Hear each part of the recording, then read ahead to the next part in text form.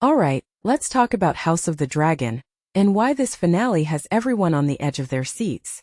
First off, if you're just tuning in, here's the deal. This show is the prequel to Game of Thrones, and it's been a wild ride so far. Personally, I think Season 3 has been a massive step up from the previous one, and I'm not alone, it's got a 91% on Rotten Tomatoes, which is huge. But here's the thing. Viewership has dropped, and that's a shame because this season has been firing on all cylinders. Now let's dive into why this finale is such a big deal. The Battle of Tumbleton is coming, and it's not just another fight.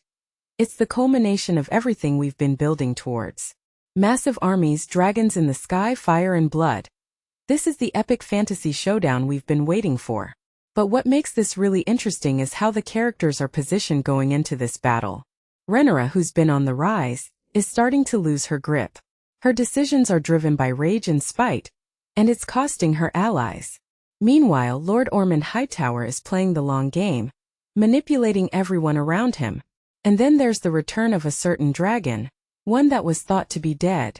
This changes everything. In my opinion, what many people don't realize is how much this season has been about power dynamics and leadership.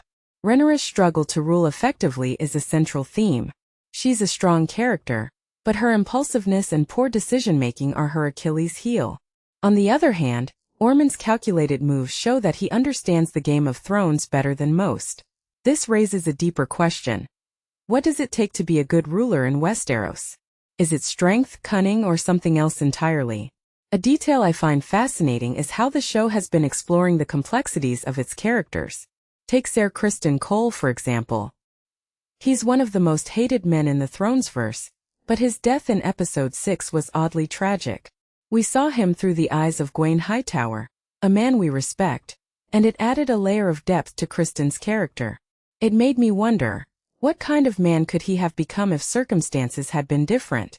This kind of character development is what makes House of the Dragon so compelling. If you take a step back and think about it, this season has been setting up a massive clash of ideologies and personalities. Rhaenyra's idealism versus Ormund's pragmatism, the resentment within the noble houses, the power struggles in King's Landing. It's all coming to a head. And the dragons? They're not just weapons, they're symbols of power and legacy.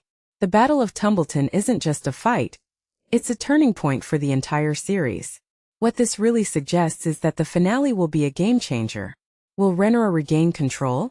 Or will Ormund's manipulations pay off? How will the dragons factor into the battle? And what about the broader implications for Westeros? These are the questions that have me hooked. Personally, I think this finale has the potential to be one of the best episodes in the entire Game of Thrones universe. So here's my takeaway. If you've been on the fence about House of the Dragon, now is the time to jump back in. This finale is shaping up to be epic, and I can't wait to see how it all unfolds. Let me know your thoughts in the comments. What are you most excited about?